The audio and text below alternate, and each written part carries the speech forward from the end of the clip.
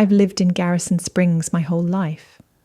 It's a small town with one gas station, a solitary diner, and a single stoplight that always flickers red, even in the dead of night. Nothing exciting ever happens here, until a few months ago, when Miss Eleanor Hensley moved in down the street. She bought the old Miller place, a peeling white Victorian house with a wraparound porch. The rumours spread like wildfire. Miss Hensley fostered children, but no one knew exactly how many she had, nor had anyone seen them in public. In a town of whispers, that was more than enough to set everyone on edge. There was something unnerving about Miss Hensley the moment she arrived. She wore long black dresses even when it was too warm, and she always kept her face half hidden behind wide-brimmed hats. We'd see her carrying groceries inside during twilight, but each time my parents or any neighbour tried to welcome her, she'd politely decline invitations, claiming her foster kids were too frail for visitors.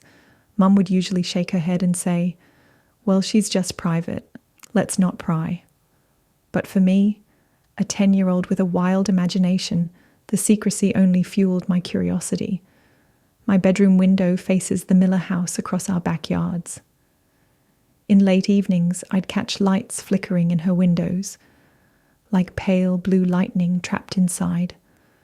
At first, I told myself it was just faulty wiring, but deep down it felt too rhythmic, too controlled, to be a simple electrical issue. One night, I decided to sneak closer and see for myself. I snuck out past our old oak tree, across the dew-soaked grass, until I stood by the Miller house's side window. The glass was dusty, and the curtain inside was drawn, but there was a tiny crack at the edge, where the curtain rod didn't quite cover the pane. I held my breath and pressed my eye to that thin sliver of space. It took a moment for my vision to adjust to the pale glow inside. There was a shape, a small figure with a head too large for its body, and skin that looked greyish and slick, reflecting that strange blue light. Its eyes were enormous, entirely black, and they stared at the window from only a few feet away. At first it didn't move. Then slowly, the shape tilted its head as though it sensed I was watching. My heart stopped. My stomach flipped. I lost my balance, stumbled backward, and made a noise that caused the floorboards inside to creak. That's when the figure vanished. I bolted, not caring if my footsteps thundered across the yard, desperate to reach the safety of my own house. Nobody believed me when I told them what I'd seen. My mother sighed, took me by the shoulders, and said I needed to stop watching scary movies before bed. My father told me sternly that I should never spy on our neighbours. "It's rude," he said, "and Miss Hensley fosters children who have been through enough." My protests fell on deaf ears. "They're not human," I insisted, tears welling in my eyes. "Their skin is grey." But my parents just shook their heads. The next evening, Mom dragged me over to the Miller place to apologize for snooping. Miss Hensley stood in the doorway, her shadow long in the sunset. She said all the right things, how her foster children were sick, how they have rare genetic conditions, how they deserved respect and understanding. I watched her eyes, though. They never blinked, and that night I dreamt of those giant obsidian eyes staring right into my soul. If my parents weren't going to believe me, I knew my friends might. So I told my best friends, Haley and Lucas, everything. They were enthralled and frightened at the same time. After all, we'd grown up hearing silly ghost stories about Garrison Springs, but nothing was ever truly supernatural. This, however, felt different. "We have to find proof," Haley said, twirling a lock of her hair nervously. Lucas, always the braver one, volunteered. "Let's go back tonight. We'll bring a camera." I swallowed hard. The memory of those black eyes burned in my mind, but I agreed, because some part of me needed to know I wasn't crazy. That night, We snuck out after our parents fell asleep. It was a moonless evening, and the only light came from a flickering street lamp at the corner. We crept around the side of the Miller house, where old flower boxes rotted under the windows. The same window with the curtain crack was closed tight, but an eerie glow seeped around the frame. Lucas adjusted the camera lens, while Haley and I stood watch. The wind picked up, rustling the hydrangea bushes near the porch. My heart hammered louder than the wind. Then we heard it, a low, gargling sound from within. Not exactly a child's cry, but something wet and hollow sounding. We froze. Suddenly, the front door squealed open. We scrambled behind the bushes, pressing our backs against the damp wood. We peered over the leaves to see Miss Hensley on the porch, carefully looking out at the darkness. She wore that same long black dress, and beneath her wide-brimmed hat, her face was expressionless. She whispered something in a language I didn't recognize, hisses and clicks that made the hair on my arms stand upright. Then, as if satisfied no one was around, she gently closed the door, and all went quiet again. We took off, hearts pounding, not even daring to look back. That night, none of us slept. The next day, at school, Haley said she tried to watch the footage we'd taken, but it was all static. Lucas insisted the camera was brand new, yet every frame after we arrived at the Miller house was corrupted. Determined, we talked about returning with better equipment. I wanted to do it in the daytime. But Haley argued that we'd never see them during the day, and we needed actual proof, pictures or a video to show our families. Without it, we were just a bunch of kids telling tall tales. So we hatched a plan to gather flashlights, an old camcorder from Lucas's attic, and some walkie-talkies. We agreed to meet after dinner, just as darkness settled over Garrison Springs once more. That evening, however, Miss Hensley invited the entire neighborhood to a meet and greet.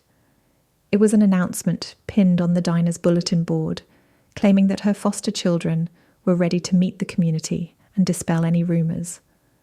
My parents were thrilled. "See?" Dad said.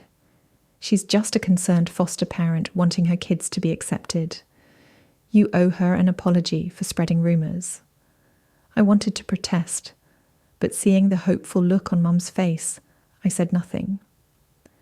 My stomach was a knot of fear and confusion. At 7 o'clock, nearly everyone in town gathered on her front lawn.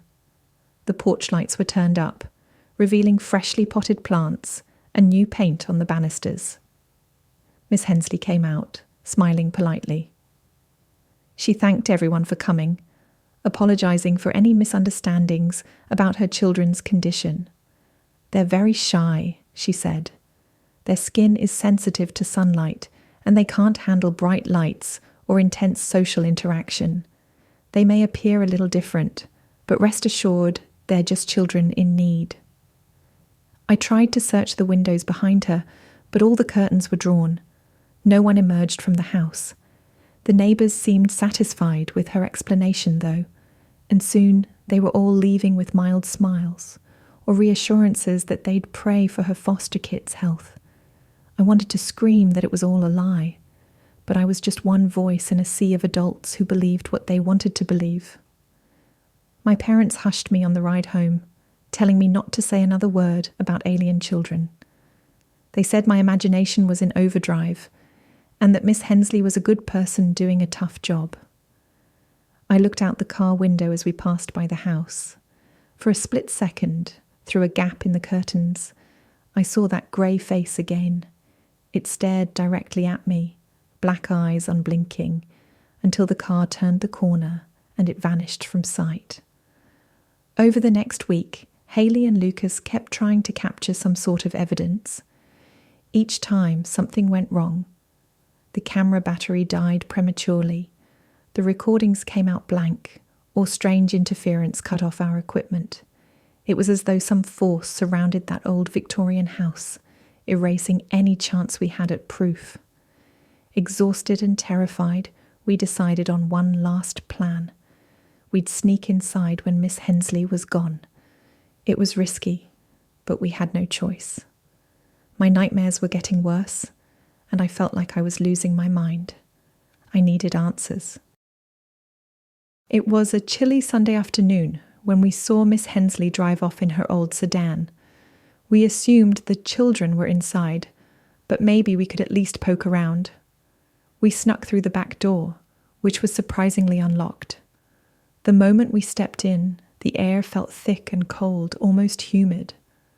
The hallway was narrow, and the old wooden floors creaked under our feet. Faded wallpaper peeled from the walls, revealing strange markings beneath, like symbols scratched into the plaster. I led the way to what looked like a living room, though the furniture was sparse. A single couch, an empty bookshelf, and overhead lighting that hummed with a faint electric drone. Then we heard scuttling, like small feet dragging across the floor in the next room. We pressed ourselves against the wall. Cautiously peering around the corner, we saw them. 3 small figures, their grey skin glistening under a dim blue light that radiated from a device on the floor. One turned its massive head toward us, sniffing the air, eyes reflecting a dark intelligence. My heart pounded so loudly I thought they could hear it. I had the wild urge to run, but Haley and Lucas were both rooted in place. The creatures made a series of clicks and hisses, and the device on the floor emitted a pulse of light that made my vision blur. Without warning, the front door slammed. Miss Hensley's voice echoed through the house. "What are you doing in here?" she demanded. Terrified, we turned to see her looming in the doorway. She moved with an unnatural swiftness, crossing the room in seconds. Haley screamed. Lucas tried to run, but Miss Hensley merely raised one hand and the blue device pulsed again, freezing us in place. My head spun and then everything went black. When I came to, I was back in my bedroom, tucked under my sheets, with no recollection of how I'd gotten there. My parents insisted I'd been found wandering the street alone. Delirious, they said. They threatened to ground me if I kept sneaking out. They still refused to believe anything out of the ordinary was happening. I felt hopeless, convinced that no adult would ever see the truth. But the truth revealed itself in the end. It happened on a stormy night, lightning flashing across the sky. I was awakened by a deafening hum that rattled my windows. Rubbing my eyes, I looked outside, and there it was, hovering above the Miller house, an immense metallic ship shaped like a gigantic disc. Beams of light shot down, illuminating the yard. My parents burst into my room, pale-faced and shaking, finally seeing what I'd been trying to tell them.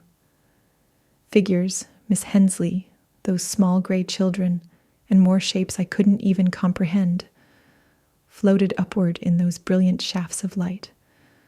I felt an irresistible pull, like gravity reversing itself. My feet lifted off the ground. My mother screamed, grabbing my arm, but her hold slipped. I was pulled through the open window, the wind howling around me, rain slapping my face. The ship's lights were blinding, but I could make out the forms of the children up ahead, beckoning me inside. My parents' horrified cries echoed from below. For a moment, I looked down and saw them reaching for me, tears streaming down their faces, desperation carved into their expressions. And then I was gone, swept into the cold brilliance of that massive craft, surrounded by the beings I had once glimpsed through a crack in a window. That was the last time I saw Garrison Springs. In those final seconds, I realized my parents finally believed the unbelievable. The old Victorian house, Miss Hensley, and the children. None of them were ever seen again. And as for me, I can only hope someone somewhere remembers the night the sky opened and swallowed us whole.